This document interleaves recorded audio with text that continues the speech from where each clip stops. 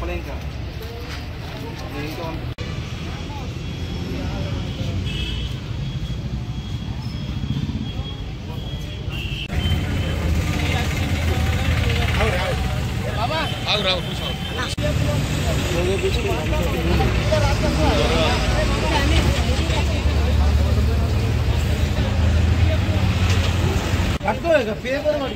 open చేయి ఇలా పట్టుకో ఏం కాదు పేపర్ అయితే అరే మాట్లాడు ఏం కాదు భయపడ్డాడు ఎందుకు మాట్లాడుతున్నావు నాకు అర్థం కాదు మరి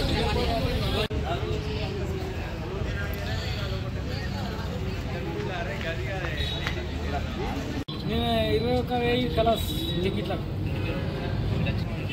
అంటే మీకు పోయినాక ఇది డూప్లికేట్ అని పంపించేసి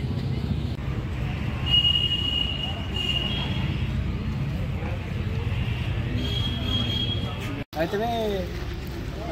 మాట్లాడి ఇప్పుడు నేను ఎటు పంపిస్తాడు నాకు దుబాయ్ పంపిస్తాను ఏమిచ్చింది నీకు నాకేమీ నేను సిలిండర్ సప్లై చేస్తున్నా పోయిస్తుండే ఇంటి ముందర ఇల్లాడు ఇంతకు మా ఇంటికన్నా ఉంటుండే అది ఎదురు బదులు ఇల్లాడు సీజన్ ఏం పని అవుతావు ఊకే పని అవుతావు ఇది బయటకు రా పైసలు బాగా సంపాదించుకోవచ్చు నేను ఉంటా నేను ఫోర్మెన్ నాకు నెలకు 2 లక్షలు దాకా జీతం వస్తుంది మొత్తం నా చేసిన పని నువ్వు రాచి పని చేసుకో అంటూ మాట్లాడేది నేను నమ్మిన ఇంటి ముందు ఇల్లా కదా సరే పోయి నమ్మిన ఏమో ఒకటి ఇమిగ్రేషన్ కంపెనీ కూడా పంపిండు అది చూసిన తర్వాత వీసా పంపిండు అగ్రిమెంట్ పేపర్ అంతా వీసా పంపిండు తర్వాత ఇప్పుడు అప్పుడు పోడు అన్నాడు అన్న మరి మేము పోతామని మళ్ళీ పోనీయలేదు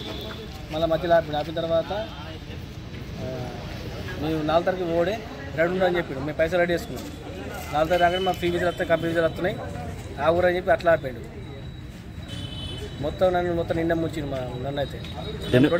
పని చేసుకుని ఎంత కట్టినావు డబ్బులు నాకు మొత్తం 50,000 వచ్చినాయి మొత్తం వీసాకు పాస్పోర్ట్ టికెట్ అన్నీ కలిపి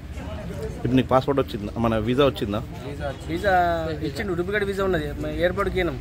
ఎయిర్పోర్ట్ ఆడికి రిటర్న్ చేసిరు బోర్డింగ్ పాస్ కార్డ్కైనా చెక్ చేసి వీసా రాకుందని చెప్పి